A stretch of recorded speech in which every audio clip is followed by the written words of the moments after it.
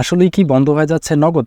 শেষমেশ এই বিষয় স্পষ্ট করে জানিয়ে দিয়েছেন তানভীর এ মিশুক। আসসালামু আলাইকুম। বন্ধ হয়ে যাচ্ছে নগদ।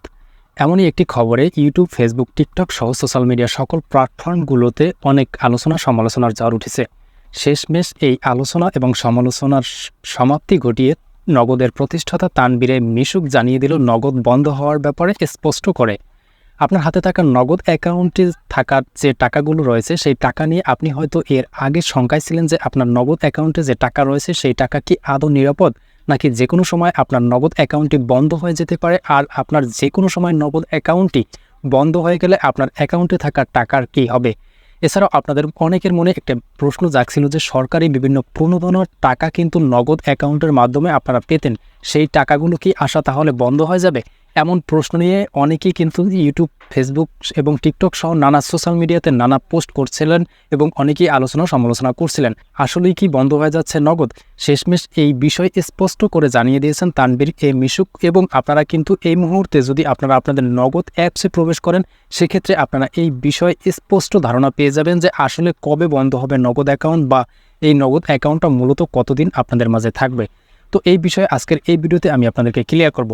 তো দেখুন, নগদ কিন্তু আমরা ইতিমধ্যে অনেকেই জানতাম নগদ একটি সরকারি প্রতিষ্ঠান এবং এটি একটি ডাক বিভাগের প্রতিষ্ঠান। তো বিষয় হচ্ছে যে এটি একটি সরকারি প্রতিষ্ঠান হলো, এর কিছু শেয়ার সরকারি থাকলেও কিন্তু এটা কিন্তু সম্পূর্ণভাবে সরকারি প্রতিষ্ঠান না। এর কিছু শেয়ার কিন্তু মালিকানা রয়েছে। পরবর্তী যে কোনো ধরনের সরকারি প্রণোদনা সহ উপবৃত্তি বা বয়স্ক ভাতা এগুলো আপনার নগদ অ্যাকাউন্টে পরবর্তীতে আসবে কি আসবে না এই ব্যাপারে স্পষ্ট ধারণা এই মুহূর্তে না পাওয়া গেলেও আপনার নগদ অ্যাকাউন্টটি অ্যাক্টিভ থাকবে কিনা বা বাংলাদেশের নগদের বিজনেস পরিচালনা হবে কিনা এই বিষয়ে কিন্তু স্পষ্ট বা ক্লিয়ার ধারণা দেওয়ার জন্য আপনাদের অ্যাপসে কিন্তু একটি নোটিফিকেশনের স্লাইড তারা তৈরি করেছে, যেখানে তারা লিখে দিয়েছে নগদ বাংলাদেশের মানুষের আর্থিক লেনদেনের সাথে ছিল, আছে, থাকবে। তাই এই স্লাইডটি থেকে আমরা স্পষ্ট করে বুঝতে পারি যে নগদ বাংলাদেশে ভবিষ্যতেও ব্যবসা পরিচালনা করবে এবং তারা বর্তমানে করতেছে, এই বিষয়ে কিন্তু আমরা স্পষ্টভাবে বুঝতে পারি।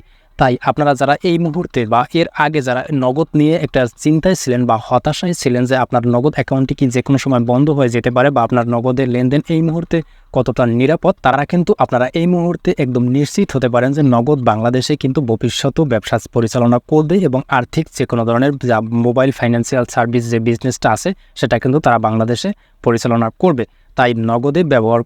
তাই নগদের লেনদেন করা আপনাদের জন্য এই মুহূর্তে নিরাপদ, বা আপনারা ভবিষ্যতেও নগদের লেনদেন করতে পারবেন। তাই আশা করি বিষয়টি সম্পর্কে বুঝতে পেরেছেন এবং ভিডিওটি ভালো লাগলে আপনার বন্ধুদের মাঝে শেয়ার করে দিতে ভুলবেন না। আজ এ পর্যন্তই। আল্লাহ হাফেজ।